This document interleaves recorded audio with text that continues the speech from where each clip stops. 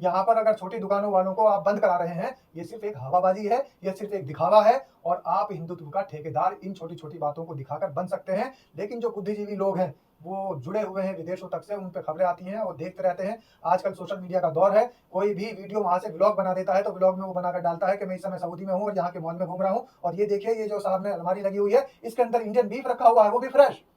नमस्कार, स्वागत है आपका। मेरा नाम है विपिन बेबाक। मेरे साथ मेरे सहयोगी सादाब रिजवी। धन्यवाद। समाजवादी पार्टी के मुखिया और पूर्व मुख्यमंत्री अखिलेश यादव के गौशाला की दुर्गंध बनाम इत्र की सुगंध बयान ने सियासी पारे को बढ़ा दिया है। उनके मुताबिक भाजपा गौशाला के जरिए दुर्गंध फैला रही है, जबकि उनकी पार्टी इत्र के जरिए सुगंध फैला रही है। सपा चीफ के इस बयान पर नगीना सांसद और आजाद समाज पार्टी के राष्ट्रीय अध्यक्ष चंद्रशेखर आजाद ने प्रतिक्रिया दी है। उन्होंने कहा है कि यह उनका अपना बयान है। हमें संविधान पसंद है और संविधान पूरी तरह से लागू हो उसी के लिए हम प्रयास कर रहे हैं। इससे पहले कन्नौज पहुंचे उत्तर प्रदेश के पूर्व सीएम ने वर्तमान सीएम योगी आदित्यनाथ को लेकर भी टिप्पणी की है। सपा प्रमुख ने मीडिया से बातचीत के दौरान कहा है कि अगर मैं यह कहूं कि मेरे आदर्श योगी जी हैं तो हम पगला जाएंगे। जरा सोचिए मुझे किस तरह के कपड़े पहनने पड़ते हैं। हमारे आदर्श कौन हैं? हमारे आदर्श लोहिया जी हैं। हम डॉक्टर वी.आर. अम्बेडकर के रास्ते पर चलते हैं। हम नेताजी के दिखाए रास्ते पर चलते हैं। हम समाजवादी विकास और स्मृति के लिए प्रयास करते हैं।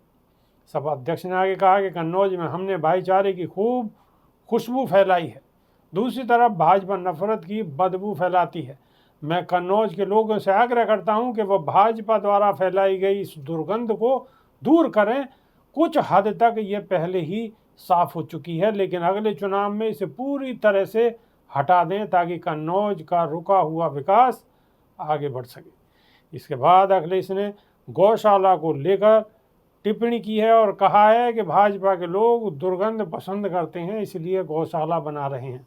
हम सुगंध पसंद करते थे, इसलिए इत्र पार्क बना रहे थे। यूपी की योगी सरकार प्रदेश में सांड पकड़ने का काम कर रही है। शराब के ठेकों पर एक बोतल पर एक फ्री वाली स्कीम पर सपा प्रमुख ने कहा है कि ये योगी जी का पार्टी टाइम है। हम सभी के लिए मुख्यमंत्री योगी आदित्यनाथ ने पार्टी टाइम शुरू किया है। यह कैसी सरकार है जो नवरात्र के मौके पर एक बोतल पर एक फ्री की योजना लाई है।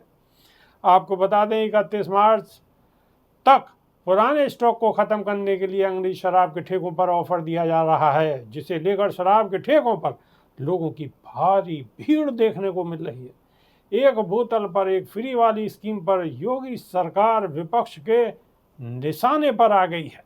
सादाब रिजवी। देखिए बिल्कुल सही कहा अखिलेश यादव ने। और दूसरी बात यह है कि जब इनकी बातें होती हैं, विपक्ष जब सवाल उठाता है तो वो सवाल को इस तरीके से मुद्दा गाय का बना देते हैं। जबकि अगर वो कन्नौज में थे तो कन्नौज इत्र की खुशबू के लिए पूरे विश्व में जाना जाता है और इत्र की खुशबू से पूरे विश्व में उसका व्यापार होता है। इत्र की खुशबू का व्यापार कन्नौज वाले लोग करते हैं। तो अगर खुशबू और बदबू की बात से उन्होंने अंतर दिखाने की कोशिश की है तो उसको भी गाय का मुद्दा बना दिया। तो ये जो लोग हैं, जो अंधभक्ति टाइप के लोग हैं, जो अंधभक्ति करते हैं, अंधभक्ति में डूबे हुए हैं, वो चर्चा को गाय से शुरू करते हैं और चाय तक ले जाते हैं। बस दो ही चीज़ें हैं इनकी, गाय से शुरू होती है और चाय तक चली जाती है। दूसरी बात ये कह रहे हैं कि हमने एक बोतल के साथ एक बोतल फ्री जो स्कीम चलाई है उस पर भी तंज कसा है अखिलेश यादव ने। नवरात्रों में भी इस तरीके का काम चल रहा है। चलिए शराब तो छोड़ दीजिए, शराब तो यहाँ पर ये तो गलत है ही।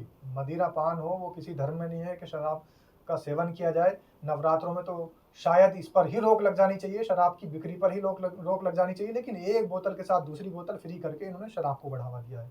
लेकिन एक कड़वा सच ये है बेबाक जी कि जब हमारे देश के अंदर नवरात्र शुरू होते हैं, पूरे देश का एक एक नागरिक नवरात्रों का सम्मान करता है, क्योंकि हमारा देश अनेकता में एकता लिए हुए है, विभिन्न प्रकार की जातियों के लोग। बिल्कुल। लेकिन विभाग जी मेरा सवाल ये है कि क्या नवरात्रों में यहाँ पर बीफ काटना, जो यहाँ पर गाय काटी जा रही है, भैंस काटी जा रही है, जानवर काटे जा रहे हैं, क्या वो बंद हो जाता है? बंद नहीं होता। क्यों? क्योंकि इसका जीता जागता सबूत ये है, यहाँ की मार्केट बंद कराकर सिर्फ ये हवा बनाई जाती है, ये माहौल बनाया जाता है कि बाबा ने नवरात्रों में कहीं भी मीट नहीं बिकने दिया।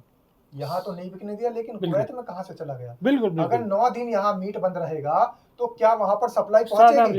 ब्रिज भी एक सवाल और बनता है। सवाल ये है कि आपने बहुत वाजिब सवाल उठाया है जी कि नवरात्रि के दौरान में इनके दिल्ली के विधायक हैं, कई सारे और भाजपा नेता बड़े जोर शोर से मार्केट में घूमते हैं कि कोई भी मीट की दुकान नहीं खुलेगी, नहीं खुलेगी, नहीं खुलेगी। जी लेकिन अब नवरात्रे आने वाले हैं, नवरात्रों में ठीक है मीट की दुकान बंद रहेगी, तो मदिरा पान की भी दुकान बंद रहनी चाहिए। उसके साथ साथ जितनी भी एक्सपोर्ट वाली कंपनियां हैं जो मीट को सप्लाई नहीं, करती अगर हैं 9 दिन तक वो विभाग जी यहाँ वो पे मीट कटेगा नहीं। वो दुकान भी बंद रहनी, बिल्कुल। वो भी फैक्ट्रियां बड़ी दुकानें बंद होनी चाहिए। जो बड़ी दुकानें हैं सही मामले में तो वो बंद होनी चाहिए। यहाँ पर जो छोटी खुदरा दुकानें हैं ये तो आपने बंद करा दी, और वो तो वैसे ही बंद कर लेते हैं नवरात्रों में, सब सम्मान करते हैं नवरात्रों का। लेकिन सऊदी के अंदर, कुवैत के अंदर, कतर के अंदर, ओमान के अंदर, मलेशिया के अंदर, इंडोनेशिया के अंदर, जितने भी मुस्लिम ममालिक हैं, इस्लामिक जनसंख्या वाले देश हैं, वहां पर इंडियन बीफ लिखे हुए मीट के जो पैकेट पहुंच रहे हैं वो कैसे पहुंच रहे हैं? उनकी वैलिडिटी 2 दिन 3 दिन की होती है, इससे ज्यादा वहां पर वो नहीं रखे जा सकते, सेफ नहीं रह सकते। लेकिन वहां पर डे इंडियन बीफ पहुंच रहा है। पूरे नवरात्रों में वहां इंडियन बीफ कैसे मिल जाता है? यहां से जा रहा है इसलिए वहां मिल जाता है। तो रोक उन पर क्यों नहीं लगाई जाती? जो बड़ी दुकानें हैं जो कि बड़ी मात्रा में बीफ को यहाँ पर एक्सपोर्ट कर रही है, बीफ का कारोबार कर रही है, उस बीफ पर क्यों नहीं रोक लगाई जाती? यहाँ पर अगर छोटी दुकानों वालों को आप बंद करा रहे हैं, ये सिर्फ एक हवाबाजी है, ये सिर्फ एक दिखावा है, और आप हिंदुत्व का ठेकेदार इन छोटी छोटी बातों को दिखाकर बन सकते हैं। लेकिन जो बुद्धिजीवी लोग हैं वो जुड़े हुए हैं विदेशों तक से, उन पे खबरें आती हैं, वो देखते रहते हैं। आजकल सोशल मीडिया का दौर है, कोई भी वीडियो वहां से व्लॉग बना देता है तो व्लॉग में वो बनाकर डालता है कि मैं इस समय सऊदी में हूँ और यहाँ के मॉल में घूम रहा हूँ, और ये देखिए ये जो साहब ने अलमारी लगी हुई है इसके अंदर इंडियन बीफ रखा हुआ है, वो भी फ्रेश। नवरात्रों के दिन चल रहे हैं और फ्रेश इंडियन बीफ कैसे पहुंच जा रहा है? अल कबीर कंपनी का मालिक कौन है? बहुत सारी ऐसी जो उर्दू नाम की कंपनियां हैं उनके मालिक कौन है? इसकी जांच क्यों नहीं होती? नवरात्रों में उन पर क्यों नहीं अंकुश लगाया जाता? आप देखिए एक बार। और दर्शक, इनसे भी मेरी अपील है कि आप एक बार सर्च करिए कि हमारा देश बीफ एक्सपोर्ट में कौन से स्थान पर है और बीफ एक्सपोर्टर कंपनी के मालिक कौन कौन हैं।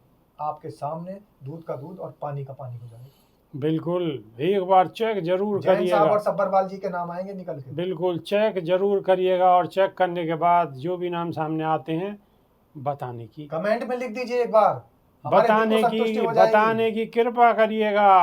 बहुत बहुत शुक्रिया। नई वीडियो में फिर रूबरू होंगे। बहुत बहुत शुक्रिया। नमस्कार। धन्यवाद।